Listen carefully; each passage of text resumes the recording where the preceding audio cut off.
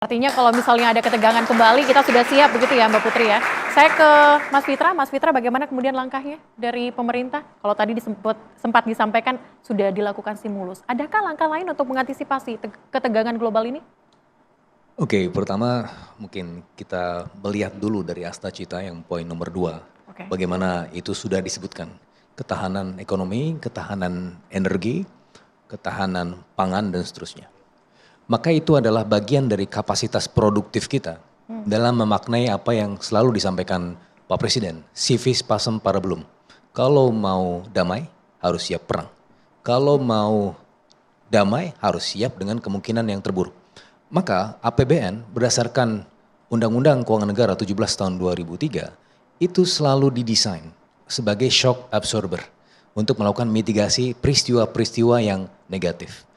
Nah, oleh karenanya kalau kita balik lagi dari kapasitas produktif, apa yang sudah kita lakukan? Di kuartal pertama tahun ini, pertumbuhan dari sektor pertanian 10,53%. Dan kalau kita lihat jumlah atau kapasitas yang ada di Bulog sekarang 4 juta ton, tertinggi sepanjang sejarah. Itu merupakan bagian dari food sufficiency untuk menjaga supaya harga-harga atas segala kemungkinan dan gejolak itu masih tetap terjaga.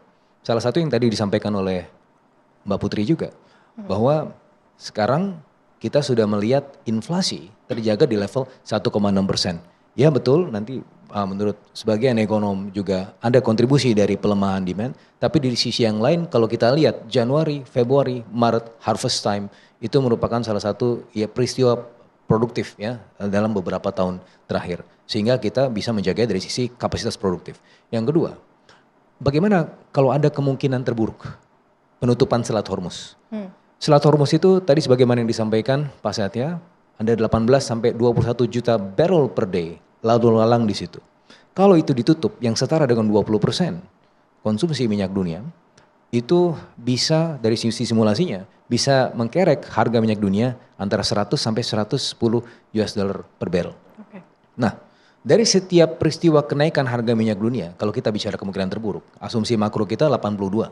Di atas 82 kalau naik setiap 1 US dollar, sebenarnya ada dua kemungkinan. Revenue-nya bertambah, belanjanya juga bertambah. Tapi kalau kita net off, dari setiap 1 dolar kenaikan dari harga minyak dunia di atas 82, itu bisa menghadirkan tekanan fiskal antara 2 sampai 3 triliun. Ambillah kita pakai batas yang teratas, 3 triliun. 3 triliun rupiah. Artinya kalau misalnya sampai 100 US dollar per barrel, kita harus tambah 54 triliun. Kalau sampai 110 artinya kita harus tambah 84 triliun. Nah pertanyaannya, apakah APBN kita bisa untuk menambal semua itu? Mbak Celia harus ingat di tahun ini, awal tahun, ada Inpres 1 2025 tentang efisiensi penggunaan anggaran. Oke. Efisiensi itu artinya mengalokasikan anggaran untuk sektor yang sebelumnya tidak produktif menjadi sektor yang produktif, memiliki angka pengganda ekonomi yang tinggi. Sebagai contoh juga kalau kita ingat bagaimana Pak Presiden bersama Bu Sri Mulyani di awal tahun itu mencek sampai satuan 9 dan dicek salah satu contohnya masa ada ATK 44 triliun.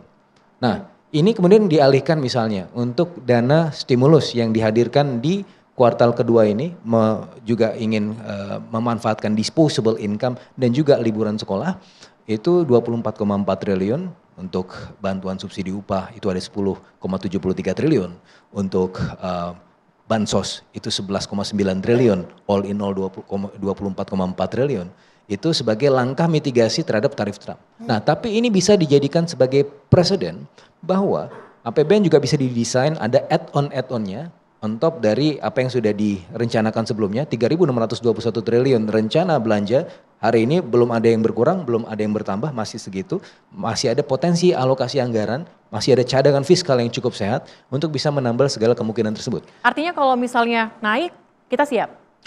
Siap. Dan, dari segi fiskal? Tapi tentunya harus ada intervensi-intervensi yang lain, tidak hanya intervensi fiskal. Kalau Mbak Celia ingat tahun 2022, ya. Sewaktu itu di bulan Agustus Pak Jokowi itu menghimbau untuk menanam cabai. Di bulan Septembernya ada peristiwa penyesuaian harga BBM. Dan kita lihat di bulan Oktobernya ada deflasi cabai karena cabai itu 3 bulan masa panennya, 2 sampai 3 bulan. Deflasi cabai. Dan kita lihat juga inflasi pada tahun itu less than 6%. Waktu itu saya melihat ekonom-ekonom, wah ini bisa hiperinflasi, oh ini bisa double digit inflation, tapi yang terjadi less than 6%. Apa makna dan hikmahnya dari peristiwa itu? Bahwa kalau kita bisa melakukan intervensi ke sektor yang produksi, itu bisa mengendalikan harga ya, tanpa kemudian harus ada intervensi fiskal yang terlalu signifikan. Sehingga dari supply side-nya kita perkuat tadi, ketahanan energi, ketahanan pangan, ekonomi kreatif. Dari sisi fiskalnya kita juga bisa intervensi begitu. Jadi ada dual intervention. Oke, Pak Wija, kalau tadi disampaikan ketahanan pangan dan energi, kira-kira kalau dari dua ini apakah cukup kuat untuk menghadapi tekanan global perang antara Iran dan Israel? Kalau asumsinya ceasefire ini bertahan, kita masih cukup kuat. Tetapi kalau kita tadi seperti disampaikan oleh Pak Satya harus mengantisipasi kemungkinan terburuk, kita harus bersiap melakukan beberapa hal yang strategik dan drastis. Misalnya terkait ketahanan energi. Kita semua tahu cadangan BBM kita itu hanya 22 hari. Bayangkan Jepang itu 1 tahun, Korea Selatan hampir 1 tahun. Artinya negara-negara itu mengantisipasi ketika ada permasalahan supply. Dan kita 22 hari, ini sangat berisiko. Apapun itu, kita harus meningkatkan cadangan.